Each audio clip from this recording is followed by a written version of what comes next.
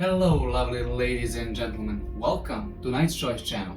Today we're gonna talk about ginger.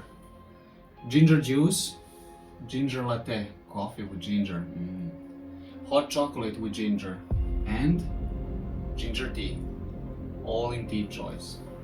But first, let's start with juice.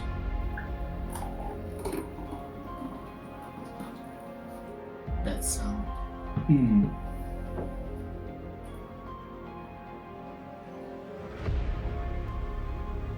The ginger is flowering plant and is valued for its aromatic and spicy raisins, which are often called ginger roots. Depending on variety, the flesh may be yellow, white, or red. Skin is cream to light brown and may be thick or thin, depending on the plant's maturity at harvest. Fresh ginger can be kept in fridge up to 3 weeks or in freezer up to 6 months. One quick note about ginger. In convenience stores you can find it in form of root and in form of powder, which is dried ginger.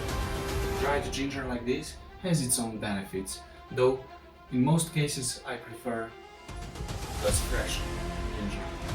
It originated from Southeast Asia, and first written record is from Analects of Confucius. Ginger tea has a long history, dating back to China some 5,000 years ago.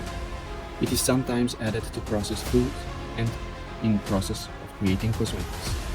Queen Elizabeth I was very fond of ginger.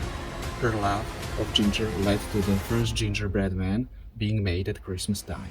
In 19th century, barkeepers would put out small beers of ground ginger for people to sprinkle in their beer. This was origin of ginger ale. For more stories like this, please check our other videos on our channel. You have been an amazing audience. Thank you for watching. Bye.